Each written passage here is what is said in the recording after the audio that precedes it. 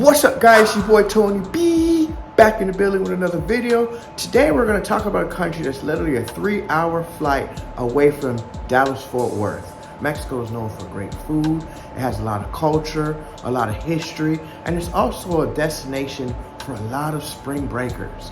So honestly, it was never on my radar. I'm not a big Mexican food person, and the whole thing with the cartels was, I ain't gonna lie, it was a little off-putting for me, right? But regardless of all that, I ended up taking a chance and going last year for my birthday.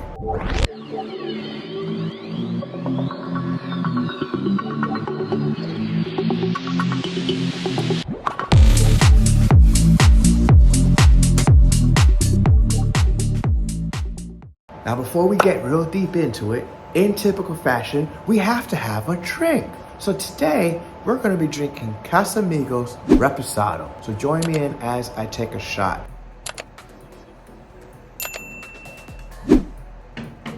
Now, I'm not a shot person, so don't judge me. Cheers.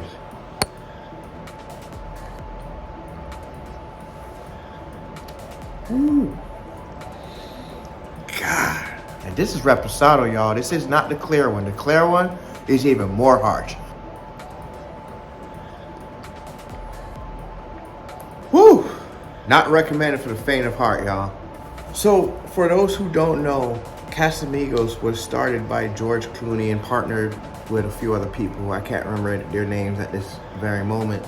It is one of the smoother tequilas that I've had, especially when compared to Patron. I have a lot of stories about Patron. Overall, I do recommend Casamigos tequila as a mainstream brand, but I know that once you get to Mexico, there are quite a few other tequilas out there that are way, way, way better. I did have some when I went on that trip, and they're all done. So there's that. The place that we visited in Mexico is called Tulum. Tulum is 80 miles to the south of Cancun, right? It's about an hour and a half drive. Tulum is over 820 years old, and it was primarily inhabited by Mayan civilizations. And as you get into Tulum, you will see a lot of that Mayan influence. Tulum was at one point a port for the Mayan civilization, and it is literally located off the Caribbean coast on Mexico's Yucatan Peninsula. It's now part of a modern tourist paradise, but Tulum does remain a symbol of a once vibrant and powerful Mayan civilization. It is a beautiful, beautiful place to visit. I stayed in Tulum Central, stayed in the Airbnb. It was dope. It had a pool inside, or I don't want to call it a pool, but let's just call it a pool for now. Inside the unit, it was very modern, pretty dope.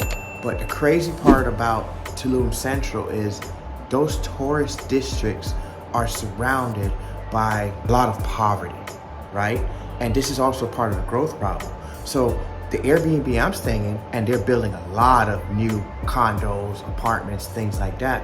But what's happening is they're building these places and not building the infrastructure properly. So you have a sewage problem, you have a trash problem, you have a traffic problem. Other than that, it's an amazing place to visit. So follow along on this journey and let me know what you think. I want to hear your experience in Mexico. What's up, people? We made it to Tulum. Thank God. It was a 2-hour drive through some traffic. Not fun at all, but we made it. We're safe. And as you can see, we've already started the party. So our next stop was El Pescador Tulum, which is a Mexican grill. It's more of a high-end restaurant that specializes in international cuisine, mixed drinks. They have live shows, live entertainment. Now, in this case, we did not eat there because we had street food, but we did have some drinks, and they gave me a multitude of shots. So this night was kind of a blur because from here we then ended up at M Tulum, and they played a lot of music. And you know, if you are a person like myself, you want to party, you want to have a good time, El Pescador will be your first place to go to eat, drink, and you know, get the vibe started. M Tulum is where you go to really turn up. So check this out.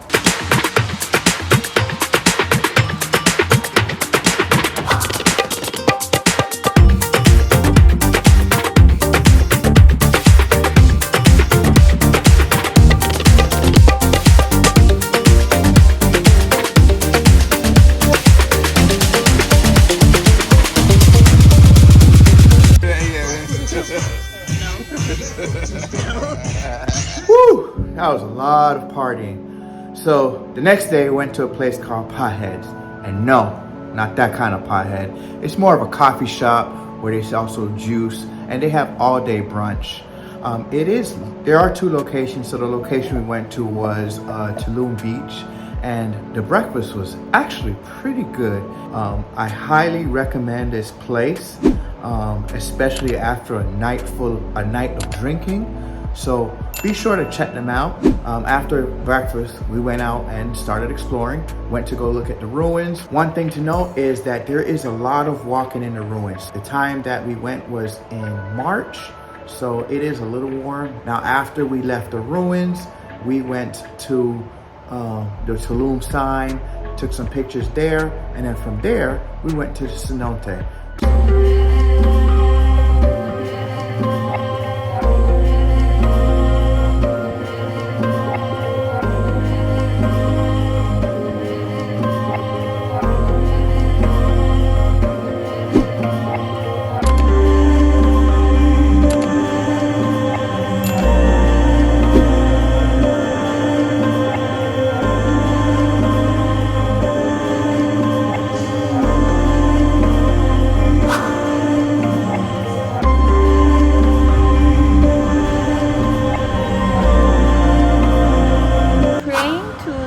Guardians of each cardinal point and the guardians of this part of Mexico and the cenotes to keep you protected, to keep the bad like spirits.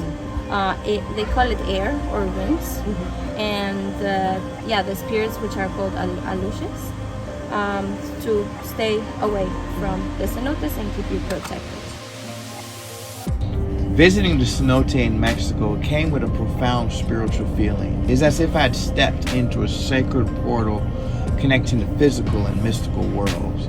With the crystal clear water surrounded by lush vegetation and ancient limestone formations, it felt alive while echoing with whispers of the past. These natural sinkholes were sacred to the Maya, believed to be entrances to the underworld and places to commune with gods. This is why the staff are very strict about ensuring that people are washing off all of their sunscreen, whatever lotions you put on, to ensure that that water and that cenote stays as pure as possible.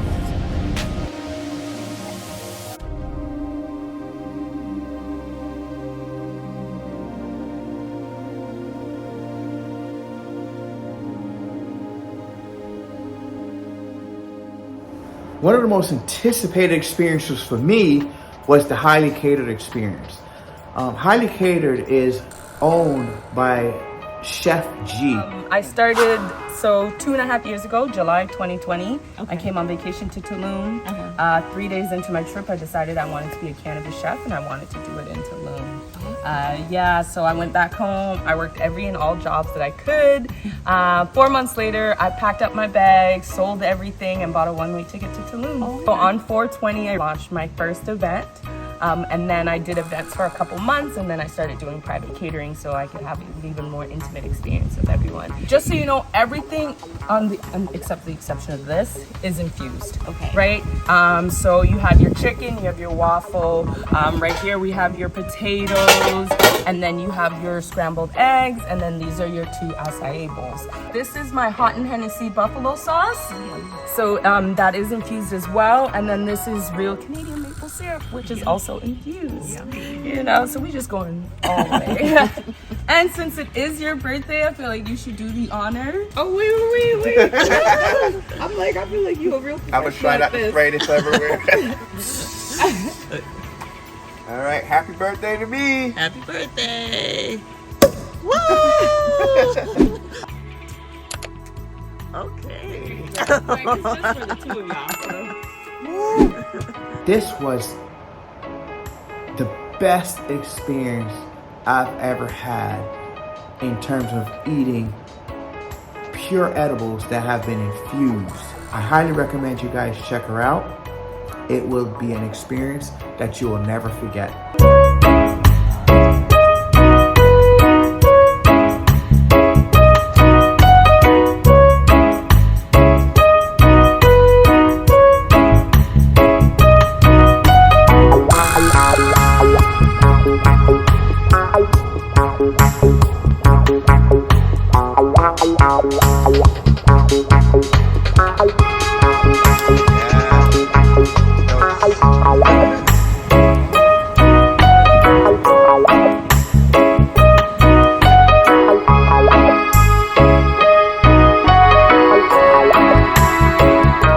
So after going home, sleeping all that liquor and 420 friendly stuff away, we were hungry again.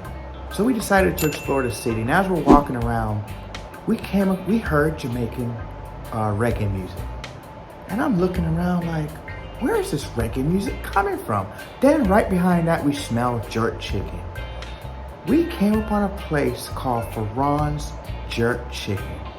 And to my surprise, it was actually good. Like really good. So I highly recommend you guys check out Ferran's.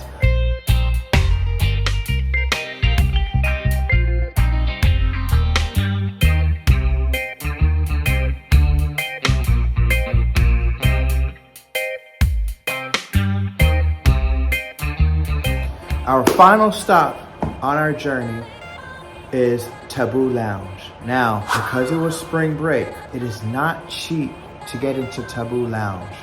We spent $300 for 2 lounge chairs and an umbrella. Don't even ask what the cabanas were. Now, it was a vibe. My one wish is that the beach didn't have so much sargassum.